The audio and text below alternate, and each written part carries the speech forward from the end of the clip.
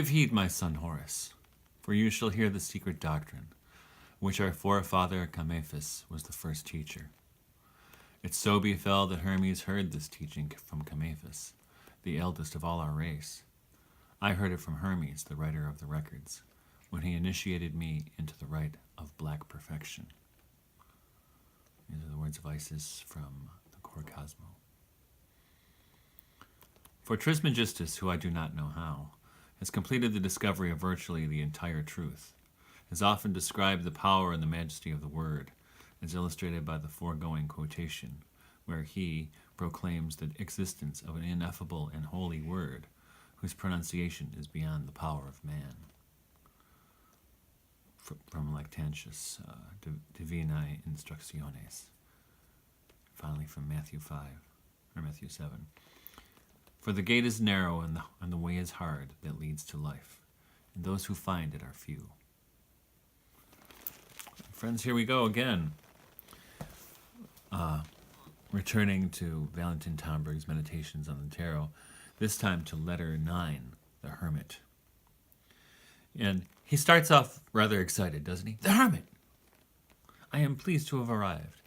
Because, as you can tell, I mean, there's a part of Tomberg that really loves solitude. And what is more emblematic of Hermeticism than the hermit? Right? And so we should be at home. So it's interesting, though, that here's Tomberg's extreme excitement about this. And when I first read this back in my 20s, this is probably the most challenging letter. It was most perplexing. And mostly because I did not have a lot of background in philosophy at the time. A little bit, not much. And this letter starts with a meditation on what Tomberg calls the synthesis of three antinomies, of idealism and realism, realism and nominalism, and faith in empirical science. Now, the first two of those really touch on philosophical debates from the Middle Ages. And, you can understand there's in this, I guess this stream of Catholicism, there's a strong medieval element. In fact, if you go to conferences, it's interesting that go to academic conferences, an amazing proportion of medievalists are people who live in monastic life. It's probably not surprising.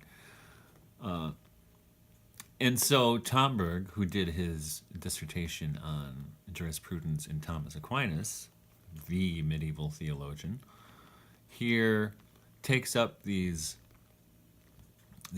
debates, I guess we could say, from medieval philosophy. And it's interesting about why he chose to do that. Now, my feeling is that he's really not only drawing on the Catholic medieval tradition, but he's drawing on Rudolf Steiner, who does, in his own work, spend a lot of time discussing these debates between idealism and realism and nominalism. Now, Steiner was born in 1861, and Tomberg was born in 1900. And this is how the world was at that time, especially if you studied philosophy. I wonder what would have happened had Tomberg lived a little longer or been born a little later to have been familiar with, I guess we could call it the flowering of phenomenology post-Heidegger. I mean, he seems to have known a little bit about phenomenology, but I wonder how he would have responded had he encountered the thought of Jacques Derrida, for instance. Not so much the Jacques Derrida interested in grammatology, but the Jacques Derrida interested in negative theology, the later Jacques Derrida.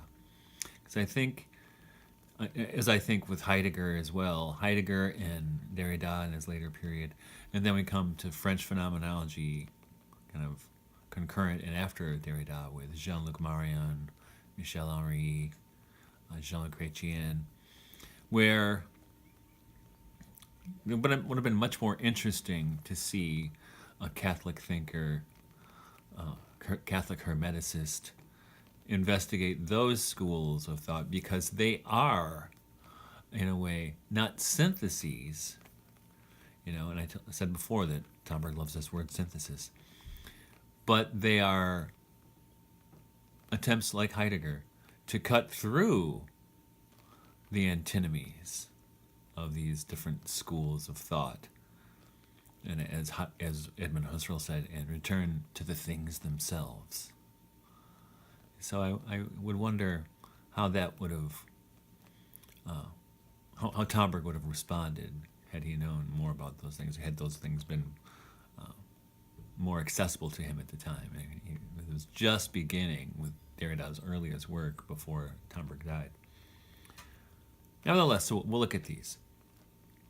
So his first antinomy, idealism and realism, and as he says, the realist says that notions, laws, and ideas are derived by way of abstraction from objects of knowledge. The idealist says, on the contrary, that notions, laws, and ideas are projected by a way of concretization from the subject of law of knowledge into objects. Right? Realism holds with its idol, the thing, prior to thought, in its Mazdian dualism. Idealism with its idol of the human intellect, which it sets on the throne of God, and its pan-intellectual monism, where there is room neither for the gift of perfect night, that is the superhuman wisdom mentioned in the sacred book of Hermes, nor for the shadows of evil, ugliness, and illusion that we experience every day. Right? So this is the problem he sets before us, is you have these two schools of philosophical thought that hold that the world is thus. They each have their own take on how the world is structured. And he wants to find a synthesis. And he doesn't. I don't think he finds a synthesis. I think he diffuses the debate, which I think is different than synthesis. There's a very Hegelian desire to find synthesis that is present in Tomberg, and as well as in Steiner. But I think there's another way. So on page 203, for instance, he says, objects are only real in the sense of realism when they are real in the word. And intellectual constructions are only true in the sense of idealism when they are true in the word. Right? And the word meaning the logos. So this is his way to diffuse it, is to turn to the Hermetic approach, which is grounded in Christ. Because neither realism nor idealism, they might be appropriated by Christian thinkers, but it's a bad fit. As you can hear, my dog is barking downstairs. When you have a farm and 9 children, it's going to be a little noisy once in a while. And then from there, Tomberg moves to the antinomy realism, nominalism. Now, probably big part of the reason I was so confused when I first read this back in my 20s is, as he says, he's using realism to mean two different things, which was confusing. It was confusing when I studied philosophy in college. Trying to get it straight. Terminology means a lot, and confusion of terms is not a good thing. So in this antinomy, realism as in universals, he's talking. So where does the ontology happen? Where does being arise from? When we talk about man, what comes first? The individual human being, or this idea of man in kind of a spiritual abstraction? Now, also interesting, if he would have lived, he would have seen the growth of what I've called postmodern nominalism. That we now, nominalism really is the philosophy of today, even though people might not admit it. It's what it is. For instance, there's been a lot of debate about what gender is over the last few years, and so what does man and woman mean? Does it mean biology? Does it mean I've had surgery, so now I can identify as either a man or a woman, so you need to call me a man or woman? It's a question of pronouns in a sense. But how this figures into nominalism is, in nominalism, things that we call the things of this world are only names, and they're there for convention. They have no reality in themselves. So people can then be justified in saying, perhaps I was born biologically male, but now, because of whatever procedures I've gone through, I now identify as female, and I am female. I've always been female, right? So this is nominalism, and it totally denies realism, as Thunberg is using the term in this section. Also, another example of nominalism in our own day is GMO foods, genetically modified foods, especially vegetables, which are modified to be Roundup ready or whatever else they do. But they genetically alter the DNA of these plants. Now, are they still plants? Even though they look like plants, are they still, like, it looks like corn? Is it still corn? Though it's been genetically altered. That's not in, and the seed companies, the genetic engineering companies, they say yes, because that's what we call it. Yeah, it looks like corn. It is corn. And one other place I guess we can go is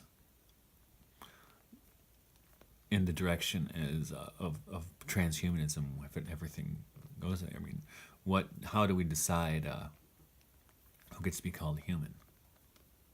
Right? Is it just a name? So do some people have more rights than others? If we create artificial intelligence, there have been sci-fi movies like Ex Machina, for instance, or Blade Runner, who have examined this. I mean, if you create a being with consciousness, is it human? Right? It troubles the distinctions there. So, and those films seem to suggest that yes, if it has consciousness, it's human. Is it? Right. So Thunberg is trying to diffuse, or as he says, synthesize these problems. But I'm not, like I said, I'm not convinced he does. But he does say something I think is pretty profound on page 207 with regard to what he calls his synthesis of realism and nominalism. And he says, the problem of universals was resolved on the spiritual history of mankind by the fact of the incarnation, where the fundamental universal of the world, the Logos, became Jesus Christ, who is the fundamental particular of the world. Right?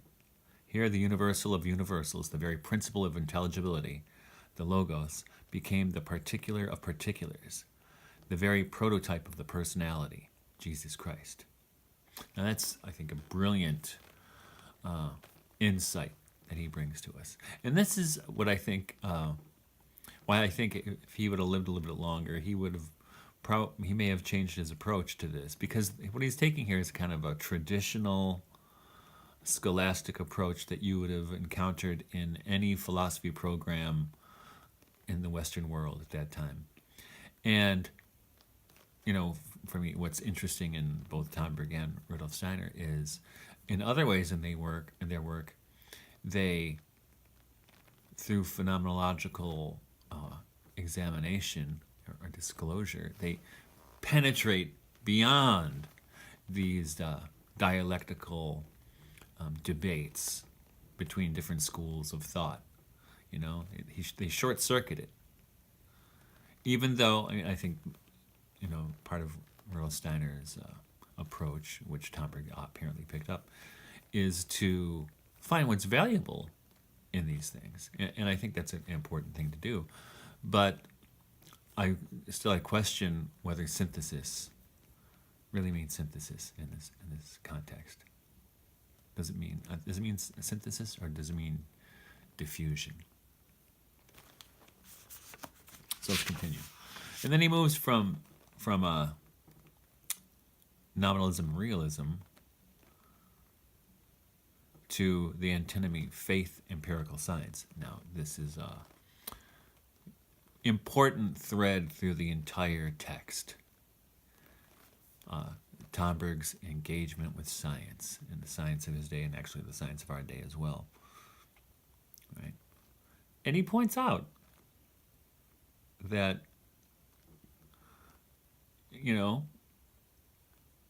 as he points out in the first part there in page 209, this is where we are with respect to the antinomy of faith and empirical science. Our faith does not transport mountains, but the energy that we have learned to wield through science is quite capable of reducing them to dust. Ouch, says the Christian. Is this because we do not have a mustard grain of faith?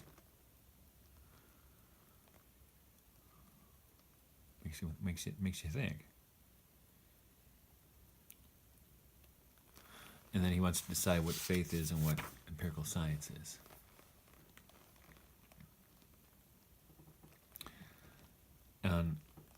And he says that the faith which moves mountains is the complete union, even if only for an instant, of man and God. Right? That's it, pure and simple.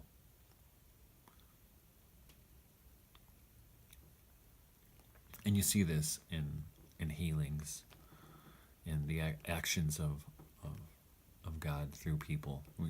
Earlier we talked about when Peter healed Aeneas in the Acts of the Apostles. That's an example of this.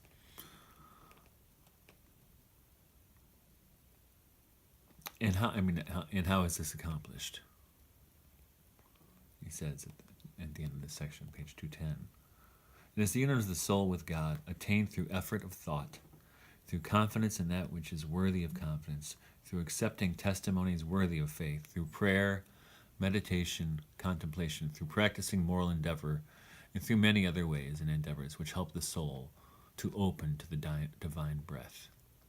Faith is the divine breath in the soul, just as hope is divine light and love is divine fire in the soul.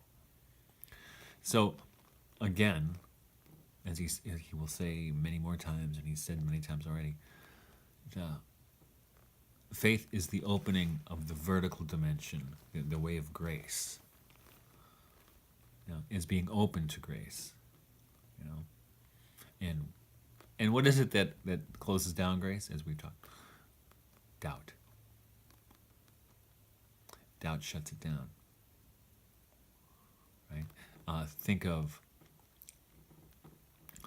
St. Peter walking on the water out to Christ. Right? And he starts to falter. Because he saw that the wind was strong. And what does Jesus always say? Why were you afraid? Why were you afraid? Because fear is doubt.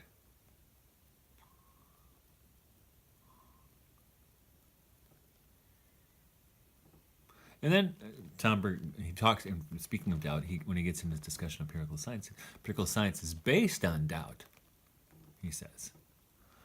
Right? Doubt is the father of the scientific method, he says. Right? Gives an example that Newton doubted the traditional theory of gravity, but he believed in the unity of the world, and therefore in cosmic analogy. Right? So it's an important methodology, doubt, for the scientist. And I think for us too, we have to doubt You know, that's the Cartesian doubt, right? I don't. What can I be sure of? I can be sure of my consciousness.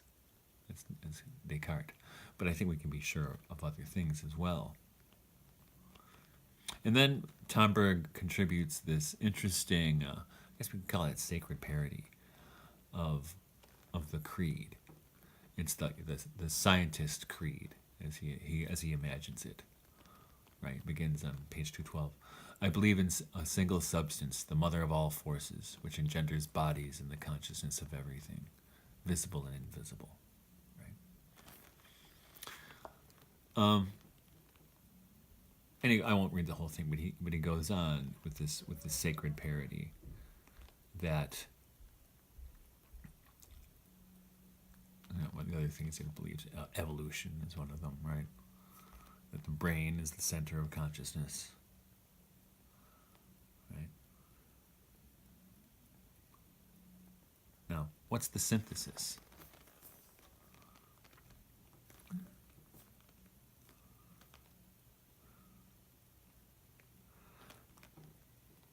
I don't know. Is there a synthesis yet attainable to us? And he compares this, the knowledge acquired by science, the knowledge acquired by science that it is not open to the vertical dimension, is not open to grace, that travels along the horizontal of the way of the serpent. Right? And he says that the ultimate aim of the logic of cunning, that of the serpent, is not to become God, but to become like God. To become like. This is the essence of cunning, and is also the meaning of scientific faith. The scientific creed, which is at the same time only a paraphrase and development of the promise of the serpent. Your eyes will be opened, and you will be like gods, knowing good and evil. And he calls that the great arcanum of empirical science.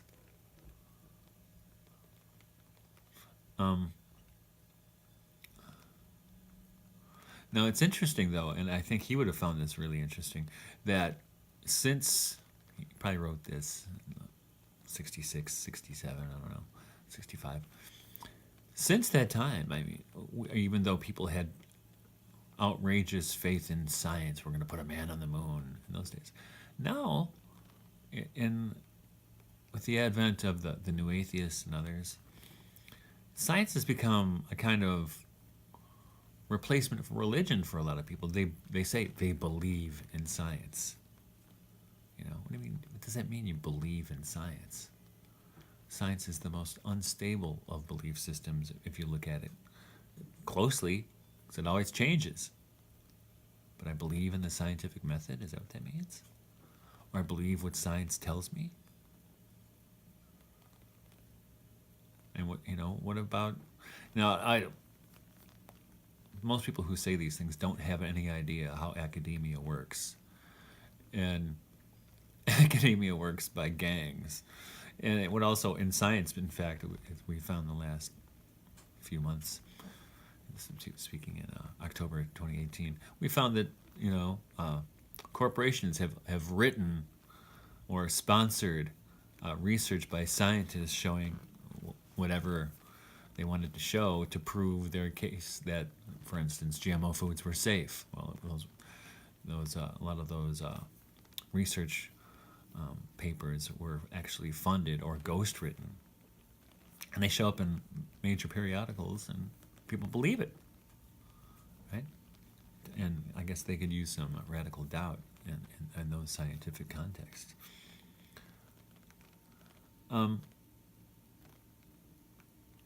So Tomberg wants to know, what do we do about this situation?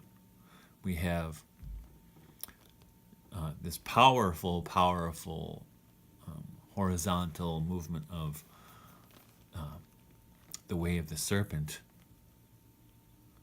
that the cleverness of characteristic of science.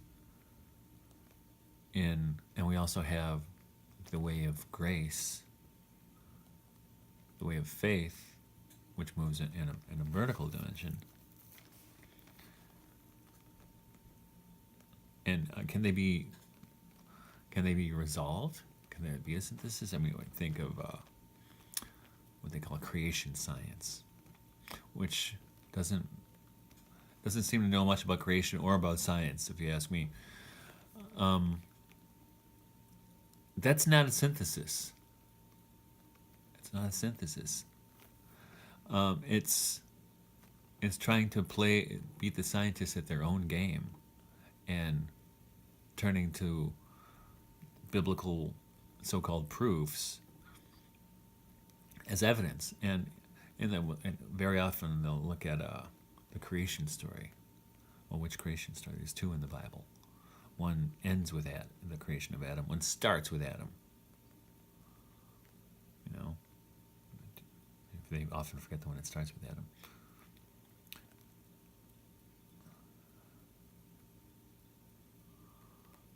Now, and he points out, and I think this is an important dimension, that the whole world, our experience, has a mechanical side, right? It has the evolutionary side, but it also has the sacramental side, the vertical side that is available to grace. The whole world's like that. But what's the secret? Well, he says, crucify the serpent. Page 215. Put the serpent on the scientific creed on the cross of religion and science, and a metamorphosis of the serpent will follow. Right? Later he says in the same page, the will to power, aspiring to the unlimited growth of man's dominion of nature, no matter whether for good or evil, will gradually lose its moral indifference and will become more and more inclined to good. It will be transformed into the will to service. Well, I hope so. But I have to say, I've become increasingly skeptical. Even though in my recent book, Transfiguration, I have a chapter on Goethean science. Goethe's approach to science is what he calls a delicate empiricism, which is characterized by reverence, which I think if we taught that as scientific method to children in school and kept it as an ethos all the way through one's medical or scientific training, it would have a different effect on how we do things. As it is, I think, and Tomberg talks about this a little bit, is there such a thing as a religious science or even a spiritual science? And people will point to anthroposophy, but it's probably as close as you're going to get. But even that is not I don't think that works along the same lines as what could happen. Because very often what we have as a spiritual science is science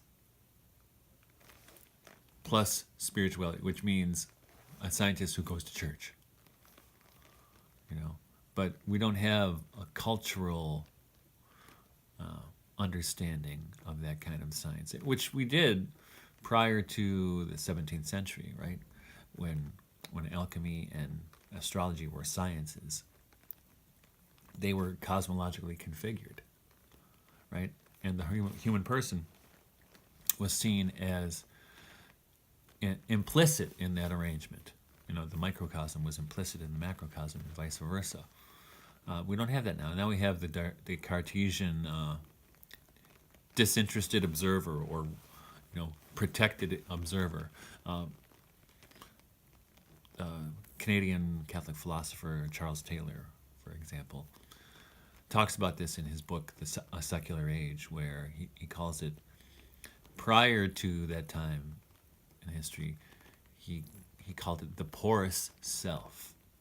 That the self, people believed themselves to be and were, permeable to the forces of nature. Permeable, good or evil, right? Spirits, ghosts, fairies. You felt there was the planets. You knew that you were interpenetrated by these forces in the world. Whereas now we have what he calls the buffered self. We're kind of protected. We're isolated. We're cocooned, and we think cut off from all of those forces. And I think if to a degree, thinking you're cut off from those forces or cut off from the cosmos does cut you off from the cosmos, but not entirely. but if, to a significant degree, I think it does. And then we find out once you start to pay attention to nature, to forces, to the cosmos, then you become open to it. But I think as a culture, we're certainly not even any place close to open to it. Not even close. But nevertheless, I'm really skeptical, at least in the short term, how Tauberg's hope of a spiritualized science might happen. Now, though he does point to his favorite Teilhard de Chardin as an example of faith and science united, and there are examples out there for certain. But the funny thing with Father Teilhard is he's been attacked most of all by Catholics about his science and his faith. It seems like I think the Eastern Orthodox seem to understand him much better than Catholics do. I just don't get it. But it's interesting though. So after these three meditations on these three antinomies, Tauberg himself says on page 217, "For this reading, the preceding meditations on the three antinomies aim not so much at a solution of the antinomies that will please everyone, but more to encourage spiritual endeavor orientated towards the solution of these antinomies." Well, now you tell me. And that's important because it seems like he knows they're not going to be sufficient, but he at least wants us to start thinking like that.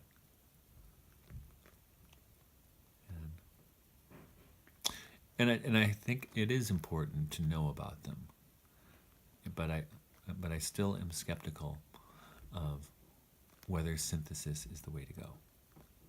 I know blessed are the peacemakers, but synthesis is not all it's cracked up to be. I think sometimes you have to short circuit, which I think Hermeticism does. You have to short circuit it and go directly to the experience. And then Tauberg gets into this part. I don't know why, but it kind of stuck with me almost more than a lot of things in the book.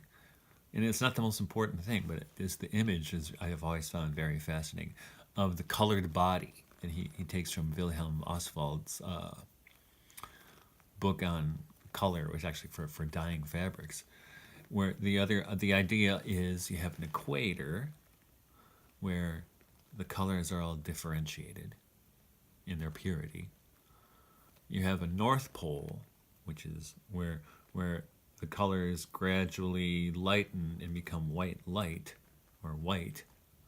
And you have a South Pole where the colors all gradually darken and become one in darkness, in black. Now it's interesting analogy that he uses here, because to which way does our differentiation incline? And he talks about it where he calls it the transcendental synthesis, which is God geometrizes, numbers are the creators of phenomena, and he sees that coming at the North Pole where everything becomes white. Or is he talking about, and the world is order, phenomena display limits due to the equilibrium that we call measure, number, and weight at equilibrium at the equator? Or indifference or skepticism? Our mind reduces phenomena to numbers so as to make it easier for the work of the mind to handle them, which is darkness. So you have kind of Platonic model of transcendence, a kind of peripatetic Aristotelian model of equilibrium, the mean, right? The Aristotelian mean, moderation in all things. And then the skeptical, or even you could say at times cynical, at its worst, investigation of darkness, or resolution into darkness, right? And he hopes for the Hermeticists to be a kind of peripatetic Platonist, Platonist who uses skepticism, the staff, as he moves along his journey. Now, this is his synthetic approach to things, of course.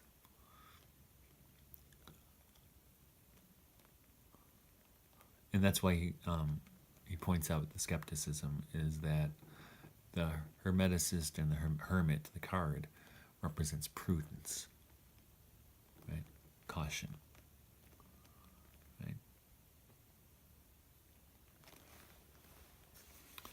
And he points out that, and I think this is important because for the Hermeticist, for the Hermit, for the initiate, we'll call it. What does that mean? What does that mean? Now, if we look at people like Rudolf Steiner, I mean, just kind of astounded by the range and depth of Rudolf Steiner's knowledge and insight into all these different fields, medicine, agriculture. He wasn't trained in those fields, yet he has incredible insights for those, into art. But and you could be led to believe that an initiate is a kind of polymath or something. But Tomberg has, I think, a really valuable definition of the initiate on page 221. The initiate, he writes, is not someone who knows everything. He is a person who bears the truth within a deeper level of his consciousness, not as an intellectual system, but rather as a level in his being, as a mantle, like the hermit's mantle, which envelops him. This truth imprint manifests itself as unshakable certainty, that is, as faith in the sense of the voice of the presence of truth. And this is important, I think, because on this path, on this hermetic path, we could call it, it's not about the acquisition of esoteric knowledge or esoteric trivia. Knowing what what stages of alchemy correspond to which planets, or all kinds of other things that knowing trivia, esoteric trivia, occult trivia. We should play occult trivia pursuit. It's not what it's about, and people, you meet them all the time. At least front that that's what it's about, but it's not about that at all. It's not about knowing anything. It's about what you bear within you, right? He is a person who bears the truth within a deeper level of his consciousness. So it's about depth, not in a kind of sanguine acquisition of data. Esoteric data, that would be, it's different.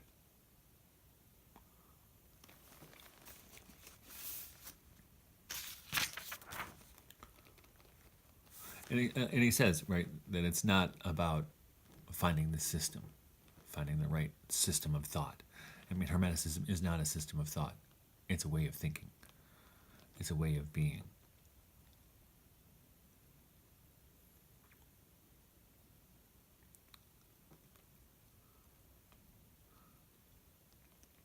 And he emphasizes this on page 223 when he quotes from Matthew. He says, "Foxes have holes and birds of the air have nests, but the Son of Man has nowhere to lay his head. For it is the Master whom all itinerant hermits follow and serve." All right, and he goes on, talking about the joys of profound silence, full of revelations, and those of the starry heaven, whose solemn presence speaks in the language of eternity, and the joys of the constellation of stars, and of those thoughts, and of those breathing air full of spirituality. Although, like the Master, he has nowhere to lay his head. He is already blessed with the good fortune that the Master has promised to those who are peacemakers. He has the good fortune to participate in the work of the Son of God and taking part in the solitude of the earthly life of the Son of Man. So, just tease this one out a little bit. So there's two things, I think, that are going on here, and one is obvious. when he's talking about the solitary path of Hermeticism, which is a path of depth, it's a path of contemplation, meditation. He, in a letter to the anthroposophist Willi Cease, I think that's his name, he wrote Tomberg, and Tomberg was in England, retired, probably working on this book, about why he wouldn't go back and revisit some of his anthroposophical lectures. And he said, listen, that guy's dead. This doesn't interest me at all. All that interests me now is a life of contemplation, and that's all my life is. And so stop bugging me. And so that's the one thing that Tomberg is illustrating here, and it's very obvious. But the other part is maybe a little between the lines you have to read when he says, he's drawing on the Son of Man has nowhere to lay his head. And then it says the Hermeticist, like his master, has nowhere to lay his head. What he means is the Hermeticist doesn't have a system on which he can rely, a political party or position on which he can rely. Doesn't have, there's no club for him to join or her to join. The Hermeticist doesn't have those things. The comfort is being in the service of the master. There is nothing else, because to become a part of a club, a conservative or a liberal or, whatever it happens to be, is to already be stuck in the dialectic between yes and no. That's why the only club for the Hermeticist, as far as Tomberg is concerned, really, is the Catholic Church, the universal church, right?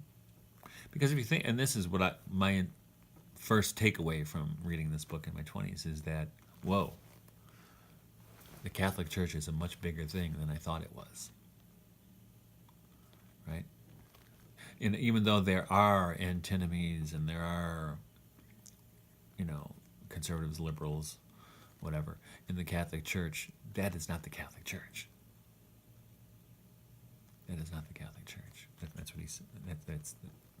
That's his thesis in a sense, right? But to get lost in those dialectical tensions this is why he's emphasizing synthesis, and why I would emphasize short-circuiting or diffusing or transcending, because there's more to it than that.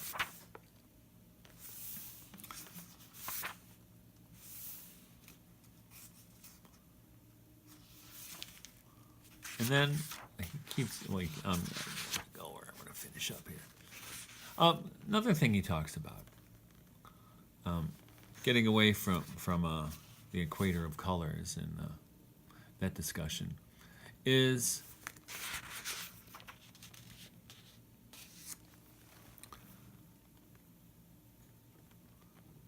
in the importance of prayer and contemplation. And here comes another warning. Bottom of 225. He says, in fact, one can meet a fair number of people who enjoy the contemplative life. They are almost never from religious orders or orders of so-called contemplatives, but above all are lay amateurs who are so on their own authority. One can meet them amongst dilettante yoga practitioners, would-be Kabbalists, make-believe Sufis, and metaphysicians in general. Ouch! And that, here comes again, another of Tomberg's warnings about the investment of the ego in the esoteric path, and we all encounter these people. Spiritual teachers. And that's why the Hermetic path is a path of solitude, because you don't get the strokes that the spiritual teacher gets. In fact, I knew a person, he's a friend of mine at the time, we'd kind of fallen out over the years, who was this kind of spiritual teacher guy. At least that's how he was marketed. And there was this girl he liked, this woman he liked, and she was Catholic. She was going to mass with her family. They all sang in the choir. So she invited him to come, and he went. And I didn't. I saw him maybe a week later, a few days later. I said, "Well, so how was church?" He said, "Oh, it's a good thing I was there. Good thing I was there." I said, "Well, why?" He said, "I wasn't sure that there was enough spiritual clout in the church for the consecration to happen. So it's a good thing I was there. Otherwise, I don't know if it would. The I don't know if the body, the bread and wine would have become the body and blood of Jesus." I said, "Well, but they were really happy you were there." And this is what I'm talking about. And this is what Tomberg's warning again and again about in this text is don't do that. That's the ego's a dangerous thing on this path. And that's why he chooses the path of solitude, because you don't get you don't have an audience. You don't have followers. All you have for Tomberg is once in a while you meet somebody who's been doing the work too, and you find a little comfort in knowing you're not totally alone. I mean, we don't like to be alone, but you recognize in the other a fellow traveler. And I have a couple people like this in my life, not many, you know. And it's not even, in fact, I remember talking to Robert Powell, who translated this book, and he had met Tomberg's son. And I said, "Well, what's he like?" You know, he said, "Well, he was really gifted in languages, but if you're looking to people like that to see if anything from his father rubbed off, you're not going to find it. I mean, you know, his son had his own path. He wasn't a Hermeticist. Probably wasn't even interested in Hermeticism. Maybe didn't even go to church. But so it's totally lonely. And I don't mean lonely in a bad way, but it's just something one does in solitude. That's all there is to it. Right? And he finishes up with this beautiful correlation in what he calls ethical Hermeticism. This idea of turning all of the endocrine systems, or I should say the chakras of the human being, into hearts, right? And that way, that Christian Hermeticism, in common with Christianity, he says on page 227, is heliocentric. That is, it attributes to the heart the central place in all its practices, right? And I love the way he correlates the chakras of yoga and Vedanta and Buddhism, I guess, with some of the I am sayings, or all of the I am sayings from St. John's Gospel, where, and I encourage you to, through your own meditations, I mean, maybe do this at some degree, and focus on those centers, where the 8-petaled lotus, or the crown chakra, corresponds to I am the resurrection and the life. Just feel how that sits, literally. Or at the 2-petaled lotus, the third eye, I am the light of the world.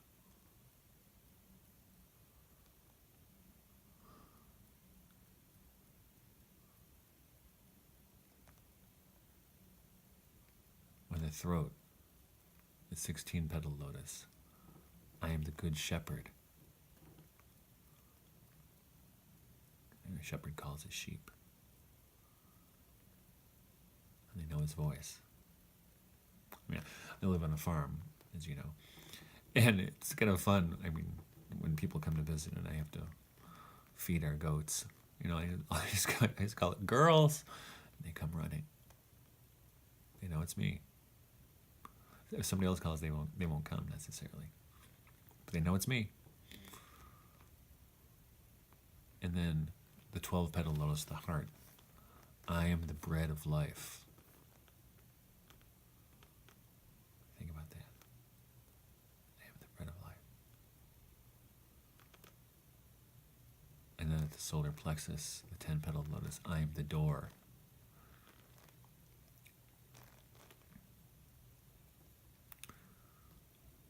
And then the 6-petaled lotus at the generative center, I am the way, the truth, and the life.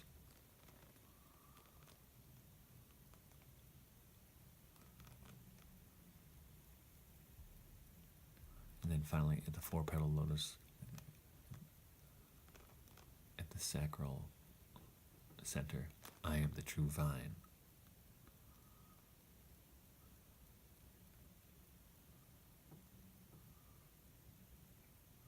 And what Tomberg is doing here, and he says it, is he's promoting the Christianization of all these centers. Right? And here too, I mean, he looks into Vedanta and Buddhism, and he does it with love and respect. I mean, he doesn't accept everything that's offered there, but he sees what's of value, and he seeks to bring it in to the church in a way that's appropriate. I mean, some people might think this is not appropriate. There are no chakras. But meditate on these I am sayings, and then tell me that.